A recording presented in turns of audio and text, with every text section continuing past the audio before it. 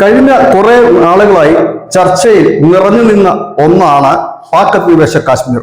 പാക് അധിനിവേശ കാശ്മീർ ഒരു തുള്ളി രക്തം ചിന്താതെ ഇന്ത്യയുടെ ഭാഗമാകുമെന്ന് രാജ്നാഥ് സിംഗ് പലവട്ടം പറഞ്ഞു കഴിഞ്ഞു. അമിത്ഷായും ഇത് തന്നെ പറഞ്ഞു കഴിഞ്ഞു.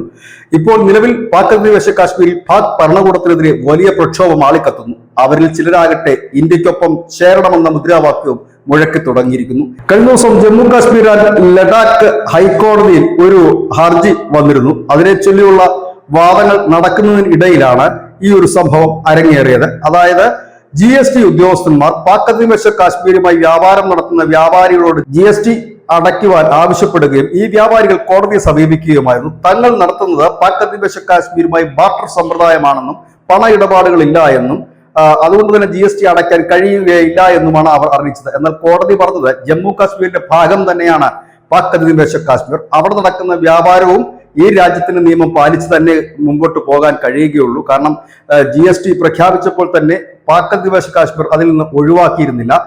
ഇത് അതിർത്തി കടന്ന് നിങ്ങൾ വ്യാപാരം ചെയ്തോളൂ, പാക് അധിനിവേശ കാശ്മീർ ഇന്ത്യയുടെ ഭാഗം തന്നെയാണ്, അവിടവുമായിട്ടുള്ള ഏത് വ്യാപാര ബന്ധങ്ങളും GST നിയമത്തിന്റെ കീഴിൽ തന്നെയാണ് വരുന്നത്. 2017 മുതൽ 19 വരെ നടന്ന വ്യാപാരത്തിന്റെ GST അടയ്ക്കാനാണ് ഉദ്യോഗസ്ഥന്മാർ നോട്ടീസ് നൽകിയിരുന്നത്. നിലവിൽ അവിടെ ആയിട്ടുള്ള വ്യാപാര ബന്ധങ്ങൾ അടച്ചിരിക്കുകയാണ്. കാരണം അതിർത്തി സുരക്ഷ ശക്തമാക്കിയതിന് ശേഷം അതിർത്തി കടന്നുള്ള വ്യാപാരം നിലവിലില്ല. ഏതായാലും കഴിഞ്ഞ കുറെ കാലമായി നമ്മൾ പറഞ്ഞുകൊണ്ടിരിക്കുന്നത് നമ്മുടെ ഓൾ ഇന്ത്യ റേഡിയോ ശ്രീനഗർ പ്രക്ഷേപണം ചെയ്യുന്ന ആ ഒരു കാലാവസ്ഥ റിപ്പോർട്ടിൽ പോലും ഗിൽജിത്തും പാകിസ്ഥാനും ഒക്കെ ഉൾപ്പെടുത്തിയിട്ട് കാലങ്ങൾ ഏറെയായി. ഇപ്പോഴിതാ നമ്മൾ ഒരിക്കൽ കൂടി നമ്മുടെ ഹൈക്കോടതി ഒരിക്കൽ കൂടി പറയുന്നു, പാക് അധിനിവേശ കാശ്മീർ ഇന്ത്യയുടെ ഭാഗമാണ്. അവിടവുമായി വ്യാപാരം നടത്തുന്ന എല്ലാ വ്യാപാരികളും GST അടയ്ക്കുക തന്നെ വേണമെന്ന്.